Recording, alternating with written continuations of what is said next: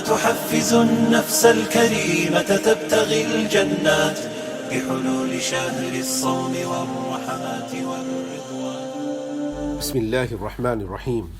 Continuing with the sixth juz of the Quran Kareem and the topics related to the sixth juz. In the first quarter, at the conclusion thereof, Allah subhanahu wa ta'ala discusses important dietary practices for a Muslim, wherein Allah subhanahu wa ta'ala says, أعوذ بالله من الشيطان الرجيم حرمت عليكم الميتة والدم ولحم الخنزير وما أهل لغير الله به. Allah subhanahu wa ta'ala has made haram upon you carrion, waddam and blood, walahmul khinzir and the flesh of swine, and those items that have been sacrificed other than in the name of Allah subhanahu wa ta'ala, the animal that has been strangled, the animal that has fallen from a high place, and various other categories of product that Allah subhanahu wa ta'ala no doubt has created in the earth but made it haram for a believer.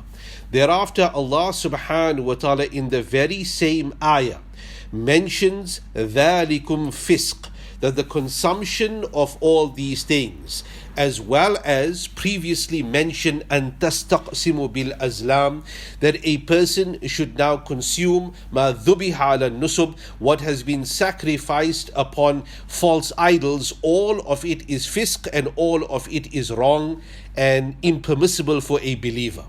Allah subhanahu wa ta'ala also mentions الْيَوْمَ يَئِسَ الَّذِينَ كَفَرُوا مِن دِينِكُمْ, that today the disbelievers have become despondent from your deen. What is meant by this? That they have become despondent that they will ever defeat your deen. Hence, do not fear them and be concerned of them and be concerned of me. The fact that this important mention is coupled with the consumption of a believer is an indication that when a Muslim is on a right consumption of halal and staying away from those items that are impermissible and especially made impermissible in this ayah, they are creating an important message for themselves and extending a message unto the entire world that I am not on the way of the disbelievers, I am not on the way of the Kuffaar. This is synonymous with every single period of time, not only the time of Nabi sallallahu alaihi wasallam. One would notice that when speaking to a person who recently accepted Iman and Islam, it's quite commonly observed that one of the first things that they will tell you is that when I contemplated becoming a Muslim, and I was not as yet officially a Muslim by taking the kalima, but where I was attempting the lifestyle, and granted this may not appear in the biography of every person who reverted to Islam, but it would be quite commonly observed that you ask that person that when they were in the state of contemplating Islam, one of the first actions that they did when trying out the Muslim lifestyle was the alteration of their consumption. They stopped eating pork, they started eating halal, whether it was from a halal butchery or from their halal friends.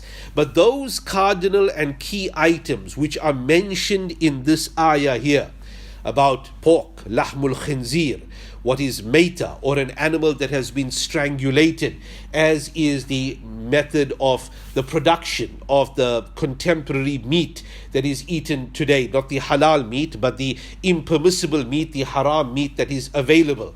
When this individual had started reducing or ending the consumption of all these products that are mentioned over here, all these items that are mentioned in the ayah over here, their enlightenment or their attraction towards Islam and Deen became more and more evident. This is not something which is not reflected in the very ayah itself. That where Allah subhanahu wa ta'ala couples al-yawma ya'isa alladhina kafaru min dinikum, that today the disbelievers have become despondent for your deen. It is connected to the fact that in what way have they become despondent? That deen as a lifestyle will always overpower them. Hence, a person who chooses Deen and the lifestyle of Deen even before accepting the kalima, Allah subhanahu wa ta'ala makes the actual Deen more and more attractive to him, to a point that the individual will now accept Iman and Islam based on the good and clean practices that they could have possibly adopted. And Allah subhanahu wa ta'ala knows best, and Allah subhanahu wa ta'ala is the custodian of all knowledge. Thereafter, Allah subhanahu wa ta'ala discusses the issue and the concern, or the discussion about wudu and tayammum. Amongst the other discussions in this particular juz, there are various ahkam that are spoken about, wherein Allah subhanahu wa ta'ala says, as-sariqu was-sariqatu, that the male who steals and the female who steals, then what is the divine punishment for them? Prior to that, Allah subhanahu wa ta'ala speaks about salah, wherein Allah subhanahu wa ta'ala says that Ya ayyuhal ladhina amanu, O you who believe, idha qumtum ila salah, that when you stand to salah, you will wash your face, your hands, ila al-marafiq, to the elbows, you will make masa of your head, and wa arjulakum, and you will wash your feet. Remember that washing, that faghsilu, is connected to arjulakum as the recipient of the action, ila al-ka'bayn, right till the ankles. In the Quran, the faraid and the obligations of wudu are mentioned. And if a person just has enough and sufficient water to complete these obligatory practices as mentioned in the Quran, then wudu will be continued to be done. However, in the most common and the regular circumstance where people even, or a person has just even a little bit more than is required for the faraid and the obligatory practices, one should fulfill the sunan and the mustahabbat of wudu as well. Thereafter, Allah subhanahu wa ta'ala speaks about tayammum, that if a person is unable to use water because of them being on a journey or because they are unwell, then they should resort to فَتَيَمَّمُوا سَعِيدًا طَيِّبًا. They should make tayammum with clean sand. And the incident of tayammum is also connected to Aisha Radhiallahu Anha, that the Sahaba Radhiallahu Anhum with Rasulullah sallallahu alaihi wasallam were traveling, and they assume that they will reach a particular water spot wherein they will have wudu for salah. En route, Aisha Radhiallahu Anha loses an item of her personal care and custody, and because the travelers were busy, preoccupied in looking for it, they were delayed. Initially, Abu Bakr radiallahu anhu was angered at his daughter. But Allah subhanahu wa ta'ala, even in this action of Aisha radiallahu anha, released unto the ummah the hukam and the laws and the ayat of tayammum. That fine, that you are unable to reach that water source, but for you and for the entire ummah till the end of time, those that are unable to use water for whatever reason, as a blessing and as a barakah extended to them, they will continue to do their ibadat under the care and custody of them performing tayammum, which is a substitute to the usage of water in the way of ghusl or in the way of wudu for that matter, and hence the revelation of the ayat of tayammum come down. Allah subhanahu wa ta'ala then mentions a few ayats later, which the discussion thereof concludes the the 6 juz of the Quran, a very same discussion which was mentioned earlier on regarding the Trinity, wherein Allah subhanahu wa ta'ala refers to that لَقَدْ كَفَرَ الَّذِينَ قَالُوا that those who have said Inna Allah thalithu thalatha, that Allah subhanahu wa ta'ala is the third of the third, they have committed kufr. وَمَا مِنْ إِلَهٍ إِلَّا إِلَهُ وَاحِدٍ, and there is not but a deity except one Allah, ilahu wahid. Allah subhanahu wa ta'ala refutes the claim of the Trinity, which has been mentioned in the earlier pages of the 6th juz as well. Regarding the Trinity itself, we know for a fact that Isa alayhi salatu wasalam, being a Nabi of Allah, could have only taught the people and preached to them one singular message, that I am the servant and the slave of Allah, and Allah subhanahu wa ta'ala is but one. And this message continued for a number of generations in the followers of Isa alayhi salatu wasalam.